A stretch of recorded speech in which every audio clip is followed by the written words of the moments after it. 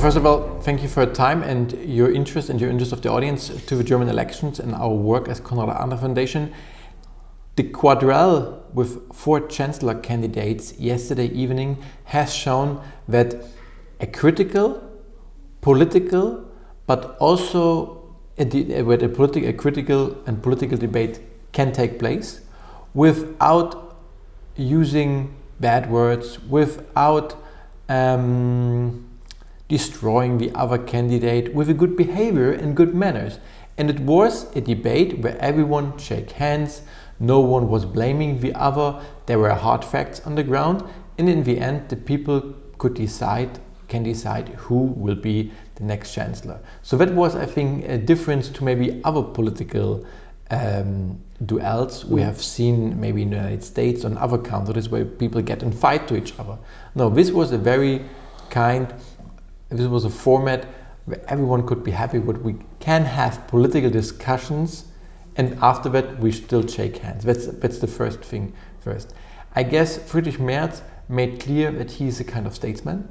Okay, the polls see him in lead right now, and he made clear that there will be no cooperation under no circumstances with the Alternative for Deutschland.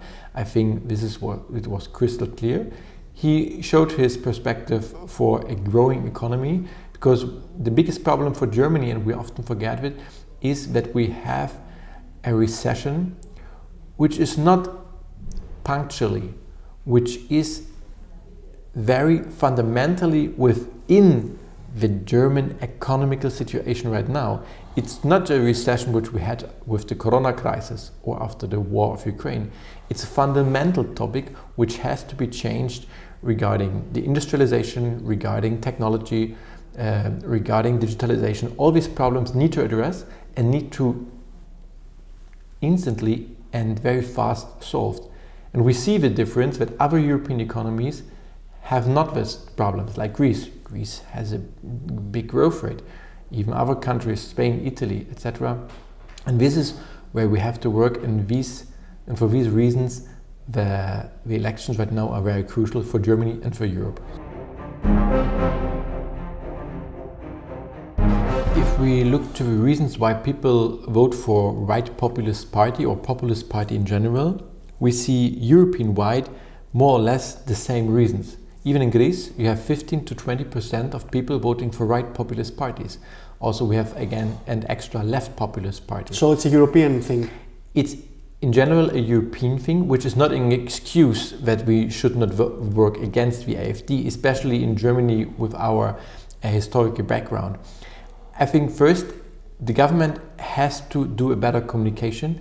The people have to get the feeling that the government takes care of that they do proper communication, that they explain what they want to do, and that they take the people with. All of the Democratic Chancellor candidates, Olaf Scholz, Robert Habeck, Friedrich Merz, they can sign and can agree that the next German government needs to be the work done. And it has to be stable, it has to be working, and the real challenge for the political system is not 2025, it will be 2029.